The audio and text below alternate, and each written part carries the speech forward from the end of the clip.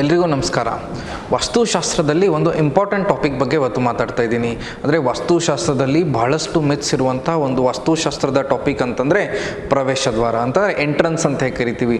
ಎಂಟ್ರೆನ್ಸನ್ನು ಯಾವ ಡೈರೆಕ್ಷನಲ್ಲಿ ಕೊಡ್ಬೋದು ಅಂತಂದರೆ ವಾಸ್ತುಶಾಸ್ತ್ರದಲ್ಲಿ 4 ಮುಖ್ಯ ದಿಕ್ಕುಗಳು ಬರುತ್ತೆ: ಪೂರ್ವ, ಪಶ್ಚಿಮ, ಉತ್ತರ ಹಾಗೂ ದಕ್ಷಿಣ.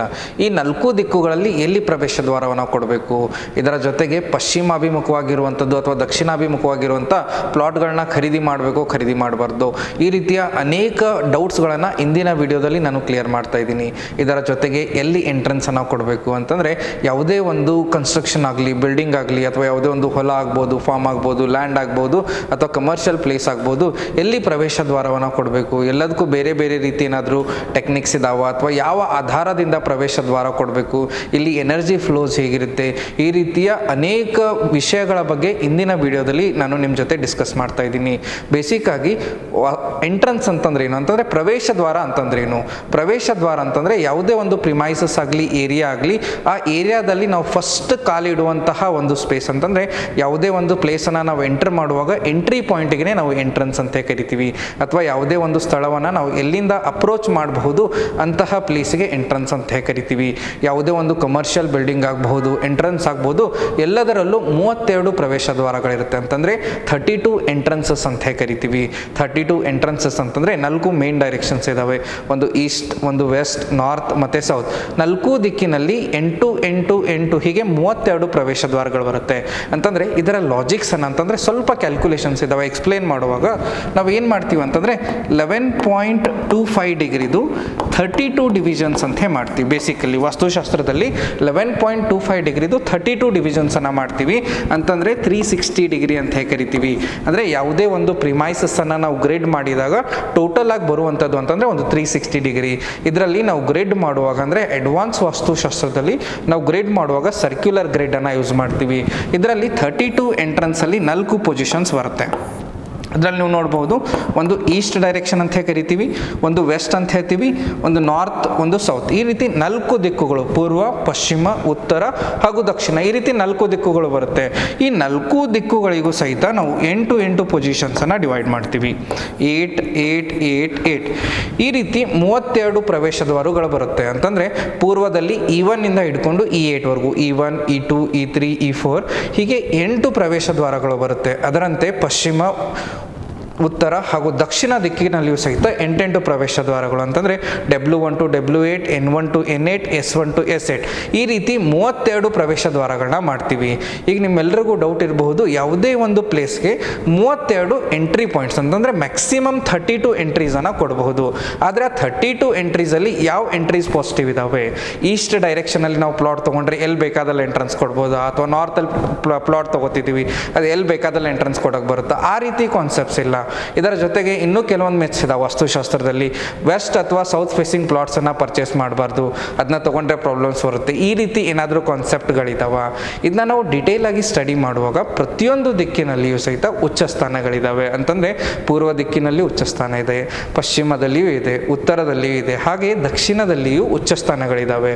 ಸೊ ಇದರ ಬಗ್ಗೆ ಕಾನ್ಸೆಪ್ಟನ್ನು ಹೇಳುವಾಗ ಪ್ರತಿಯೊಂದು ದಿಕ್ಕಿನ 3ನೇ ಮತ್ತು 4ನೇ ಭಾಗ, ಅಂತಂದರೆ ನಾನು ಎಂಟ್ರೆನ್ಸ್ ಬಗ್ಗೆ ಹೇಳುವಾಗ E1 ಇಂದು E8 ವರೆಗೆ ಎಂಟ್ರೆನ್ಸ್ಗಳಿದ್ದಾವೆ. E1 E2 E3 E4 E5 E6 E7 ಮತ್ತು E8 ಈ ರೀತಿ 8 ಪ್ರವೇಶ ದ್ವಾರಗಳಿದ್ದಾವೆ.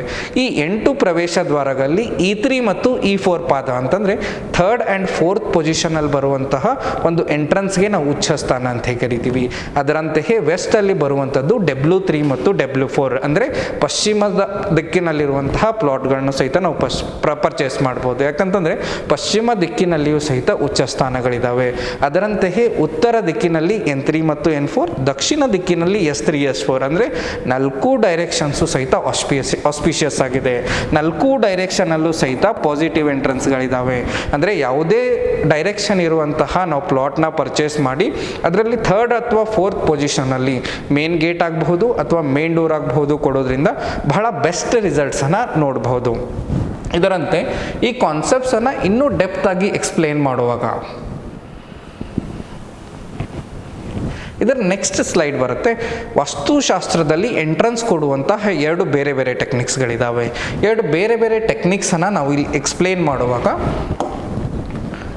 ಫಸ್ಟ್ ಟೆಕ್ನಿಕ್ಸ್ ಬರುತ್ತೆ, ನಾವು ಬೇಸಿಕ್ ವಾಸ್ತುಶಾಸ್ತ್ರ ಅಂತ ಕರಿತೀವಿ. ಅಂತಂದರೆ ಬೇಸಿಕ್ ವಾಸ್ತುಶಾಸ್ತ್ರದಲ್ಲಿ ಏನು ಮಾಡ್ತಿದ್ವಿ ಅಂತಂದರೆ ಯಾವುದೇ ಒಂದು ಪ್ಲೇಸನ್ನು ಅಂತಂದರೆ ಇವಾಗ ನಾರ್ತ್ ಡೈರೆಕ್ಷನ್ 20 ಡಿಗ್ರಿ ಇದೆ, ಅದರಲ್ಲಿ ನಾವು 9 ಪೊಸಿಷನ್ಸನ್ನು ಡಿವೈಡ್ ಮಾಡಿ ಪ್ರತಿಯೊಂದು ದಿಕ್ಕಿನಲ್ಲಿ 3 ಫೀಟ್ ಅಂದರೆ 3 ಫೀಟ್ ಅದರಲ್ಲಿ ಡಿವೈಡ್ ಮಾಡಿ 3rd and 4th ಪೊಸಿಷನಲ್ಲಿ ಎಂಟ್ರಿ ಕೊಡ್ತಿದ್ವಿ. ಅಂತಂದರೆ ಒಂದು ಎಕ್ಸಾಂಪಲ್ ಕೊಡ್ತಾ ಇದ್ದೀನಿ. ಈ ರೀತಿ ಒಂದು ಟೆಕ್ನಿಕ್ ಇತ್ತು, ಇದು ನಾರ್ತ್ ಡೈರೆಕ್ಷನ್ ಅಂತ ಕರಿತೀವಿ. ಇದರಲ್ಲಿ ನಾವು 8 ಭಾಗ ಡಿವೈಡ್ ಮಾಡ್ತಿದ್ವಿ, 1 2 3 4 ಈ ರೀತಿ ಮಾಡಿದ ಮೇಲೆ ಇದರಲ್ಲಿ 3rd ಮತ್ತು 4th ನಾವು ಪಾಸಿಟಿವ್ ಎಂಟ್ರೆನ್ಸ್ ಅಂತ ಕರಿತಿದ್ವಿ.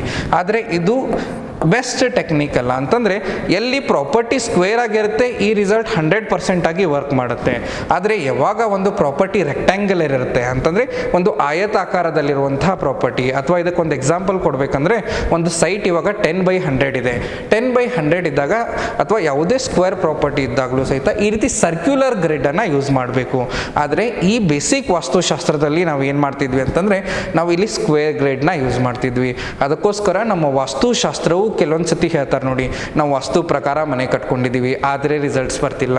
ಇದಕ್ಕೆ ಮೇನ್ ರೀಸನ್ ಏನಂತಂದರೆ ವಾಸ್ತುಶಾಸ್ತ್ರ ಅಂತಂದರೆ ಒಂದು ಪರ್ಫೆಕ್ಟ್ ಕನ್ಸಲ್ಟೆಂಟ್ನ ನೀವು 100% ಆಗಿ ನೀವು ಕನ್ಸಲ್ಟ್ ಮಾಡಿ ಒಂದು ವಾಸ್ತುಶಾಸ್ತ್ರದ ಅಕಾರ್ಡಿಂಗ್ ಕನ್ಸ್ಟ್ರಕ್ಷನ್ ಮಾಡಿದರೆ ಅಲ್ಲಿ 100% ರಿಸಲ್ಟ್ಸನ್ನು ನೋಡ್ಬೋದು. ಅದರಂತೆ ನೀವು ಇಲ್ಲಿ ನೋಡುವಾಗ ನಾರ್ತ್ ಡೈರೆಕ್ಷನಲ್ಲಿ 8 ಎಂಟ್ರೆನ್ಸನ್ನು ಇಲ್ಲಿ ಕೊಟ್ಟಿದೆ ನೋಡಿ, N1 N2 N3 N4 N5 N6 N7 ಮತ್ತು N8. ಇದರಲ್ಲಿ 3rd ಮತ್ತು 4th ಪೊಸಿಷನನ್ನು ಪಾಸಿಟಿವ್ ಎಂಟ್ರೆನ್ಸ್ ಅಂತ ಕರಿತೀವಿ. ಇಲ್ಲಿ ನೀವು ಸರ್ಕ್ಯುಲರ್ ಗ್ರಿಡ್ ನೋಡಿದರೆ ನಾರ್ತ್ ಡೈರೆಕ್ಷನ್ ಇಲ್ಲಿಂದ ಬಂದು ಇಲ್ಲಿವರೆಗೂ ಎಂಡ್ ಆಗ್ತಾ ಇದೆ. ಇದರಲ್ಲಿ N3 ಮತ್ತು N4 ಅನ್ನು ನಾವು ಪಾಸಿಟಿವ್ ಎಂಟ್ರೆನ್ಸ್ ಅಂತ ಕರಿತೀವಿ. ಅಂದರೆ ನಾವು ಸರ್ಕ್ಯುಲರ್ ಗ್ರಿಡ್ ಅಥವಾ ಆಂಗ್ಯುಲರ್ ಡಿವಿಷನ್ಸ್ ಅನ್ನು ಮಾಡೋದ್ರಿಂದ ಎಂಟ್ರೆನ್ಸ್ ಅಲ್ಲಿ ಬೆಸ್ಟ್ ರಿಸಲ್ಟ್ಸ್ ಅನ್ನು ನಾವು ನೋಡಬಹುದು. ಈ ಆಂಗ್ಯುಲರ್ ಡಿವಿಷನ್ಸ್ ಅನ್ನು ಹೇಗೆ ಮಾಡಬೇಕಂತೇಳಿ ನೆಕ್ಸ್ಟ್ ವಿಡಿಯೋದಲ್ಲಿ ನಾನು ನಿಮಗೆ ಕಲಿಸ್ಕೊಡ್ತೀನಿ. ಇದರಂತೆಯೇ ಎಂಟ್ರೆನ್ಸ್ ಅಲ್ಲಿ 3rd ಮತ್ತು 4th ಪೊಸಿಷನ್ನೇ ಯಾಕೆ ಪಾಸಿಟಿವ್ ಎಂಟ್ರೆನ್ಸ್ ಅಂತ ಹೇಳ್ತೀವಿ ಅಥವಾ ಉಚ್ಚ ಸ್ಥಾನ ಅಂತ ಹೇಳ್ತೀವಿ ಅನ್ನೋದ್ರ ಬಗ್ಗೆ ಇವಾಗ ನೆಕ್ಸ್ಟ್ ಸ್ಲೈಡಲ್ಲಿ ನಾನು ಕಲಿಸ್ತಿದ್ದೀನಿ.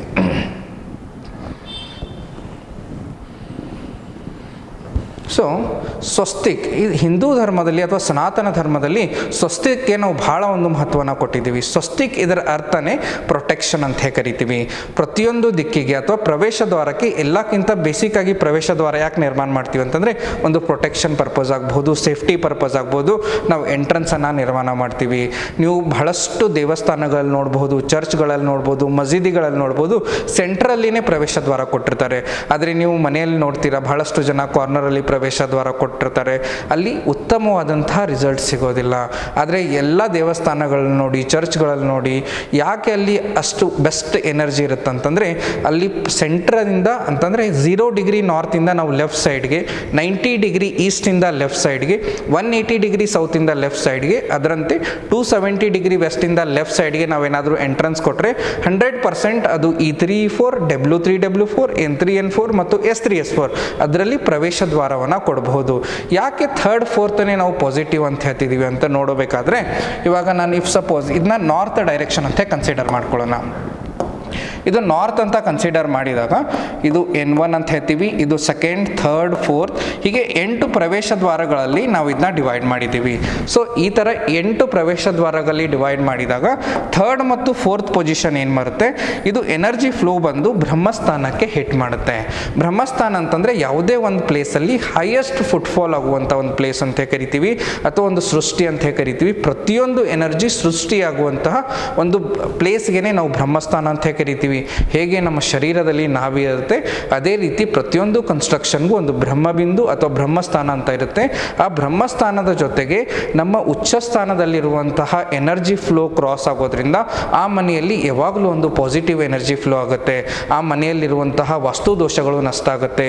ಆ ಮನೆಯಲ್ಲಿ ಯಾವಾಗಲೂ ಉತ್ತಮ ಆಯುಷ್ಯ, ಆರೋಗ್ಯ, ನಿರ್ಣಯ ಪಡೆಯೋದರ ಜೊತೆಗೆ ಬೆಸ್ಟ್ ರಿಸಲ್ಟ್ಸನ್ನು ಆ ವಾಸ್ತುದಲ್ಲಿ ನೋಡಬಹುದು. ಇಂತಹ ಅನೇಕ ವಿಡಿಯೋಗಳಿಗಾಗಿ ಅಂದರೆ ಈ ವಿಡಿಯೋದಲ್ಲಿ ನಾನು ನಿಮಗೆ ಎಂಟ್ರೆನ್ಸ್ ಬಗ್ಗೆ ಒಂದು ಸಂಪೂರ್ಣ ಮಾಹಿತಿ ಕೊಟ್ಟಿದ್ದೀನಿ. ಹೀಗೆ ಮುಂದಿನ ವಿಡಿಯೋದಲ್ಲಿ ನಾನು ನಿಮಗೆ E1 E2 ಹಾಗೆ N1 N2 W1 W2 ಈ ರೀತಿ 32 ಪ್ರವೇಶ ದ್ವಾರಗಳ ಮಾಹಿತಿಯನ್ನು ಕೊಡ್ತೀನಿ. ಸೊ ಇಂತಹ ವಿಡಿಯೋಗಳಿಗಾಗಿ ನಮ್ಮ ಪೇಜನ್ನು ಲೈಕ್, ಶೇರ್ ಹಾಗೂ ಸಬ್ಸ್ಕ್ರೈಬ್ ಮಾಡಿ. ನಮಸ್ಕಾರ.